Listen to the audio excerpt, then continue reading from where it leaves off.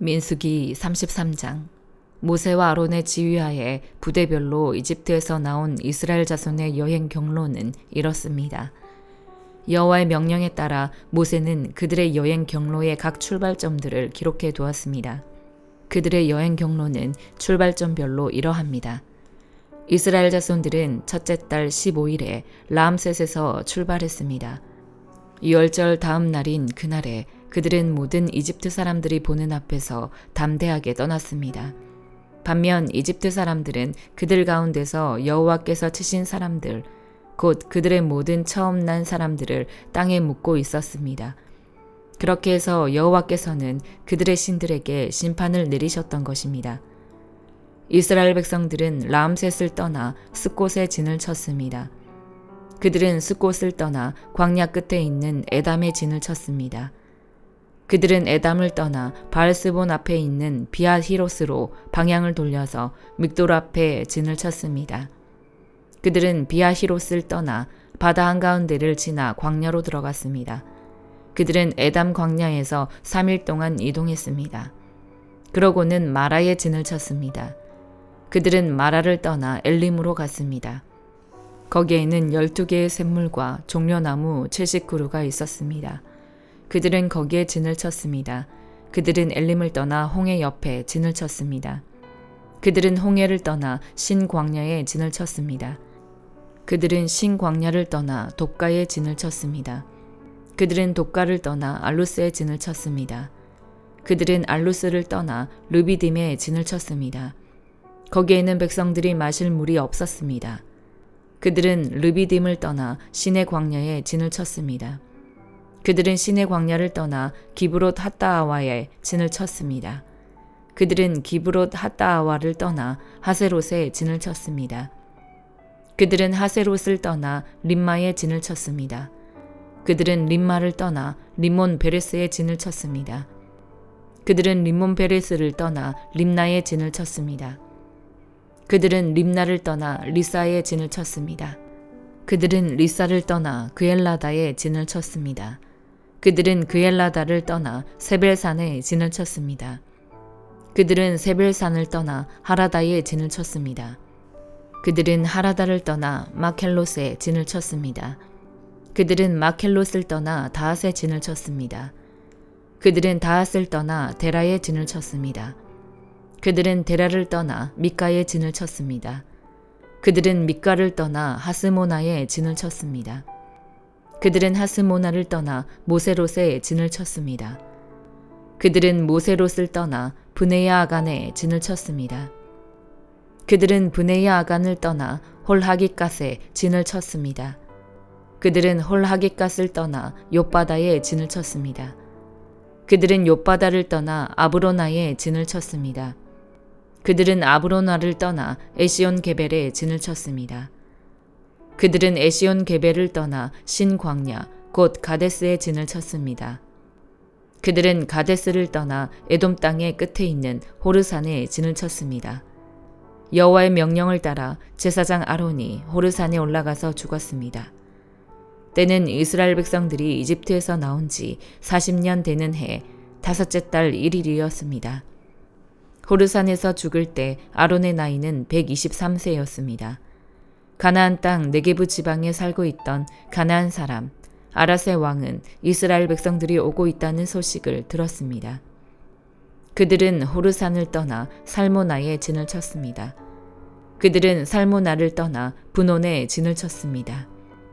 그들은 분온을 떠나 오봇에 진을 쳤습니다. 그들은 오봇을 떠나 모압 경계에 있는 이에 아바림에 진을 쳤습니다. 그들은 이에 아바림을 떠나 디본갓에 진을 쳤습니다. 그들은 디본갓을 떠나 알몬 디블라다임에 진을 쳤습니다. 그들은 알몬 디블라다임을 떠나 느보 앞에 있는 아바림 산에 진을 쳤습니다. 그들은 아바림 산을 떠나 요단강 여리고 건너편에 모압 평원에 진을 쳤습니다. 모압 평원에서 그들은 요단강을 따라 벳여시못에서부터 아벨시뜸에 이르는 지역에 진을 쳤습니다.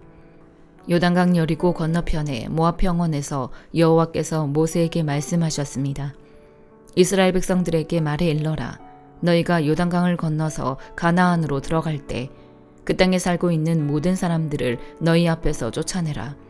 그들이 새겨 만든 우상들을 파괴하고 그들이 부어 만든 우상들을 파괴하며 그들의 모든 산당들을 부수라. 그 땅을 차지하고 거기에서 살도록 하라. 이는 내가 그 땅을 너희가 갖도록 주었기 때문이다. 그 땅을 제비를 뽑아 너희 가족별로 나누라.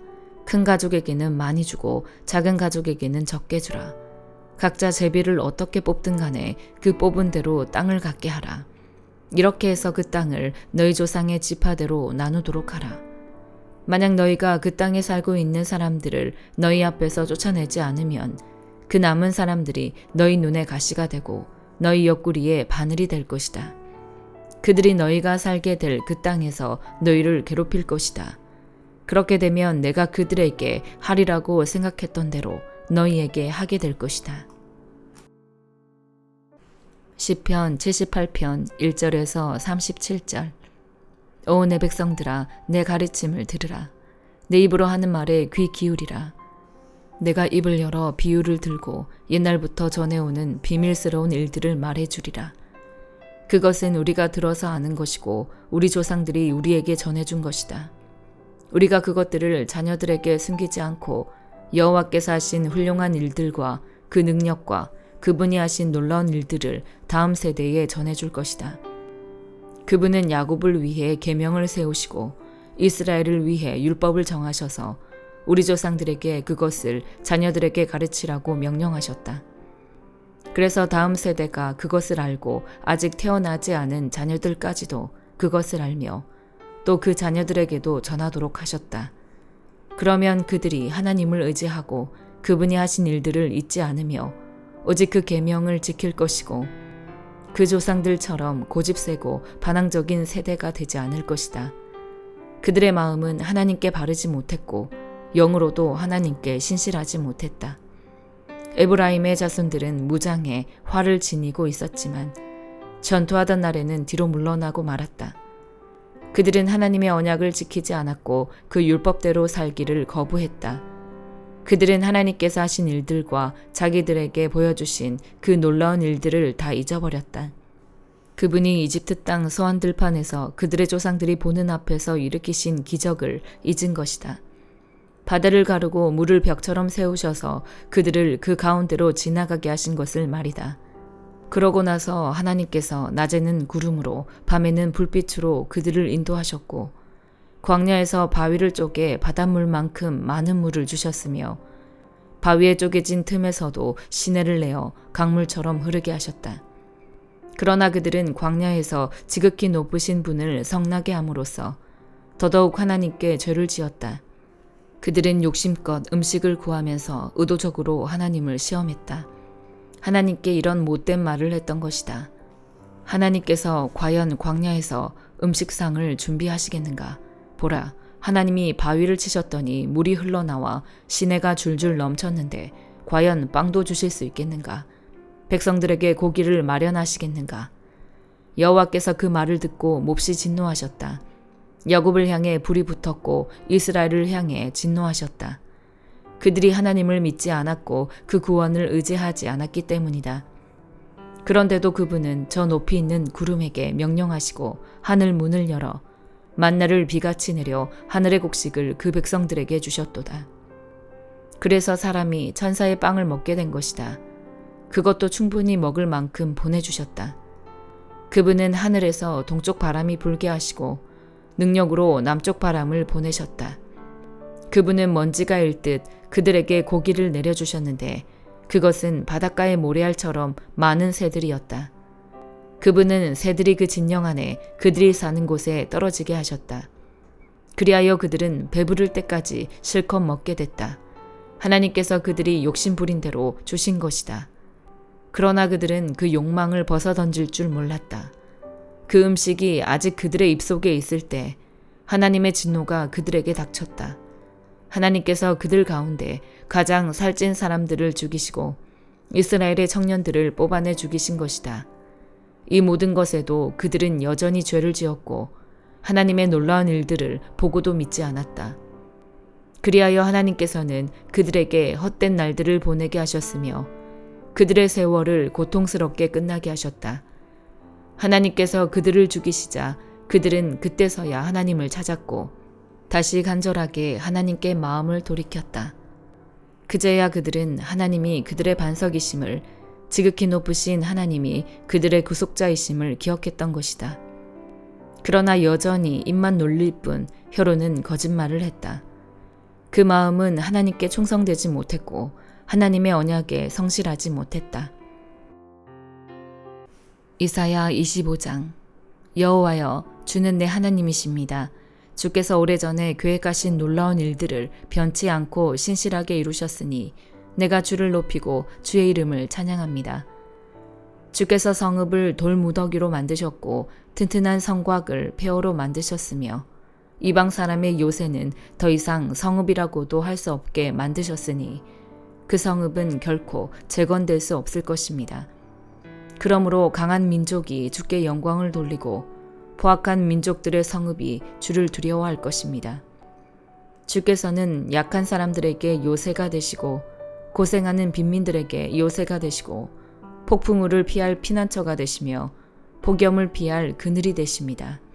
포악한 사람들의 숨소리는 벽을 쳐대는 폭풍우와 같고 광야의 떼약볕과 같습니다. 그러나 주께서는 이방 사람들의 소동을 잠재우셨습니다. 따가운 빛이 구름 그늘에 가려 힘을 잃듯이 포악한 자들의 노래가 사라졌습니다. 만군의 여호와께서 이 산에서 모든 민족에게 기름진 음식으로 잔치를 베풀어 주실 것이다. 가장 좋은 고기와 가장 좋은 포도주를 내주실 것이다. 이 산에서 그가 모든 민족의 얼굴을 덮고 있던 수위를 걷어버리시고 모든 나라를 덮고 있던 수위를 치워버리실 것이다. 그는 죽음을 영원히 삼키실 것이다. 주 여호와께서 모든 얼굴에서 눈물을 닦아주시고 주의 백성들의 수치를 온 땅에서 씻어내실 것이다. 이것은 여호와께서 말씀하신 것이다. 그날에 이렇게 말할 것이다. 보십시오. 이분이 우리 하나님이십니다. 우리가 그분을 기다렸더니 그분이 우리를 구원하셨습니다. 이분이 여호와이십니다. 우리가 기다렸던 바로 그분이십니다. 우리가 그분의 구원을 기뻐하고 즐거워합시다.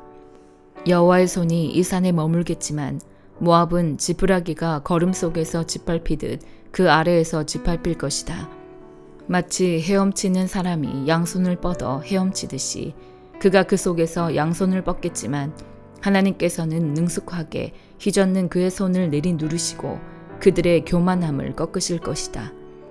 그분이 높고 단단한 네 성벽을 부서뜨려 땅바닥까지 낮추실 것이다. 요한일서 3장. 보십시오. 아버지께서 얼마나 큰 사랑을 우리에게 베풀어 주셨습니까? 우리가 하나님의 자녀라 불리게 됐으니 우리는 정말 하나님의 자녀입니다. 세상이 우리를 알지 못하는 것은 세상이 하나님을 알지 못하기 때문입니다. 사랑하는 여러분, 이제 우리는 하나님의 자녀들입니다. 우리가 어떻게 될지는 아직 모르지만 그리스도께서 나타나시면 우리도 그분과 같이 될 것임을 우리는 압니다. 우리가 그분을 있는 모습 그대로 볼 것이기 때문입니다. 누구든지 그분을 향해 이 소망을 가진 사람은 그분께서 정결하신 것처럼 자신을 정결하게 합니다. 누구든지 죄를 짓는 사람은 불법을 행하는 것입니다. 죄는 곧 불법입니다. 여러분이 알다시피 그분은 죄를 없애시려고 나타나셨습니다. 그러나 그분은 죄가 없습니다. 누구든지 그리스도 안에 거하는 사람은 죄를 짓지 않습니다. 죄를 짓는 사람은 누구나 그분을 본 적도 그분을 안 적도 없는 사람입니다. 자녀들이여, 여러분은 어느 누구에게도 속지 마십시오. 누구든지 의를 행하는 사람은 그분께서 의로우신 것처럼 의롭습니다. 죄를 짓는 사람은 누구나 마귀에게 속해 있습니다. 마귀는 처음부터 죄짓기를 일삼아 왔기 때문입니다. 하나님의 아들이 나타나신 것은 마귀의 일을 멸하시기 위한 것입니다. 누구든지 하나님께로부터 난 사람은 죄를 짓지 않습니다. 그 사람 안에 하나님의 씨가 있기 때문입니다. 그는 하나님에게서 났기 때문에 죄를 지을 수 없습니다.